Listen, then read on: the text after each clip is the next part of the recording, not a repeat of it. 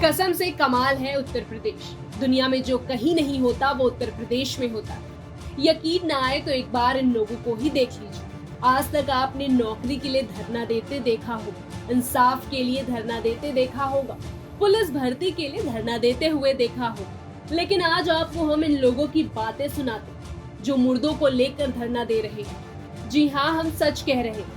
शमशान घाट पर इलाके के डोम धरकार समाज के लोग धरने पर बैठ गए।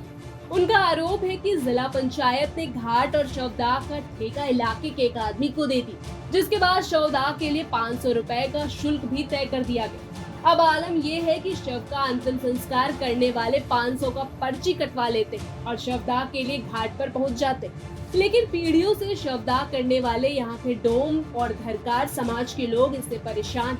उनका कहना है कि शवदाह से ही उनकी जीविका चलती, मगर जिला पंचायत ने उनसे वो भी छीन ली। अब उनके खाने पीने पर भी आफत आ गई, इसलिए वे धरना दे रहे हैं। तो इसका एक ही मकसद है, एक जो नई परंपरा इस सरकार में चली है कि शमशान घाट का ठेका ये कर रहे हैं और मुर्दों से वसूली कर रहे हैं, 1000 की पर्ची काट रहे हैं। और वहीं जो हजारों साल से यहाँ परंपरागत तरीके से जिसकी आजीविका थी डोम धरकार समाज की, यही शवदाह का काम करता है। हिंदू धर्म में इसकी मान्यता भी है।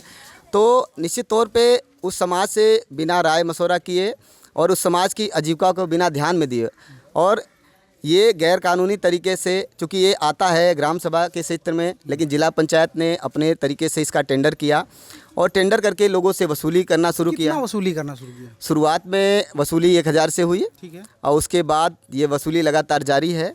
और इस समाज के लोगों को समझाया नहीं गया, मतलब इनको अंधेरे में रखा गया। इसका टेंडर अप्रैल में किया गया, लेकिन वसूली 2 महीने से हो रही है। तो निश्चित तौर ये 1000 रुपये जो ये लगाए हैं, अभी तो हमने बोर्ड देखा तो उसमें 500 रुपये लिखा हुआ है। तो ये 1000 रुपये और 500 रुपये का जो इन्होंने लगाया हुआ है, तो ये किस बात के लिए लेंगे 1000 रुपये? यही तो हम भी पूछने यहाँ बैठे हैं आंदोलन के माध्यम से कि आप किस बात के 1000 रुपये काट रहे हैं। अगर आप किसी मुर्दा के नाम पे टैक्स काट रहे हैं तो मुर्दा के नाम पे टैक्स काटने का कहाँ से प्रावधान आपको मिला, किसने अधिकार दिया? और जैसे समाज की अपनी अपनी व्यवस्था है, संविधान में भी लिखा है कि भाई किसी समाज की आप सामाजिक व्यवस्था और उसकी मान्यताओं में हस्तक्षेप नहीं करेंगे और उसके जो अपनी रोजी रोटी है उसका हक आप छीनेंगे नहीं। और आपने सीधा ठेका ही कर दिया। तो निश्चित तौर पे जो हज़ारों की संख्या में यहाँ परिवार जिसका जीवन ही मुर्दों से चलता है, जिसकी आजीविका ही मुर्दों की है, रोजी रोटी ही मुर्दों से है, यानी कोई मरता है तो उससे जो वस्त्र मिलता है, अनाज मिलता है और थोड़े बहुत पैसे मिल जाते हैं। और यहाँ पे ऐसा नहीं कि बहुत अमीर लोग आते हैं, यहाँ पे ज़्यादातर भदोही और जौनपुर के लोग आते हैं। ये जो चीज़ें हैं ये आप लोगों की परंपरागत चीज़ें हैं जो डोम समाज परंपरागत रूप से पुश्तैनी दर पुश्तैनी वो करता रहा है।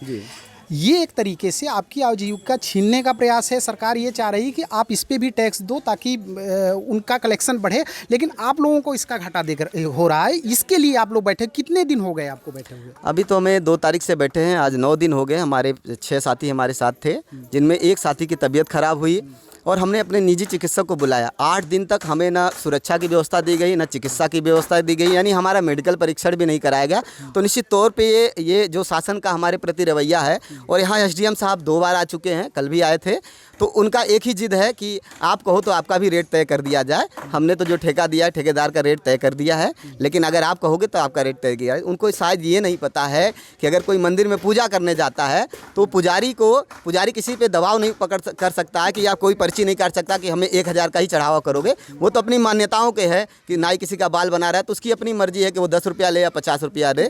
तो रेट फिक्स करने का एक बार्गेनिंग का जो समाज में एक मोल भाव का कॉन्सेप्ट रहा है और ये हमारे समाज को जोड़ने का काम रहा है, तो ये काम हम लोगों का पुराना है। ठीक है, तो अनशन कब तक चलेगा आप लोगों का? देखिए, अनशन तो हमने अल्टीमेटम दिया है कि आखिरी सांस तक चलेगा और इसके लिए हम लोगों ने कल से मुर्दों को शव को अग्नि देने का बहिष्कार किया है। ये हिंदुस्तान के इतिहास में पहली बार है जब लोग अपने परिजनों को खुद के हाथों से जला रहे हैं, जो कि गैर मतलब हिंदू धर्म के खिलाफ है और परंपरा के खिलाफ है। और ऐसी मान्यता है कि अगर लोग अपने परिजनों को अग्नि देते हैं, खुद के हाथ से देते हैं। ये आंदोलन में आप लोगों की मांगे क्या है? मांगे सिर्फ इतनी है कि इस ठेके को निरस्त किया जाए और इसके संचालन की पूरी जिम्मेदारी डोम धरकार को दी जाए, ठीक है। और जो भी शासन प्रशासन से बात किसके पास है? अभी ठेकेदार हैं एक इसके रमेश सिंह पुत्र गजराज सिंह करके, उनके पास इसका कॉन्ट्रैक्ट है, 5 लाख में इसका ठेका है और वो अपने लोगों के माध्यम से ये वसूली कर रहे हैं।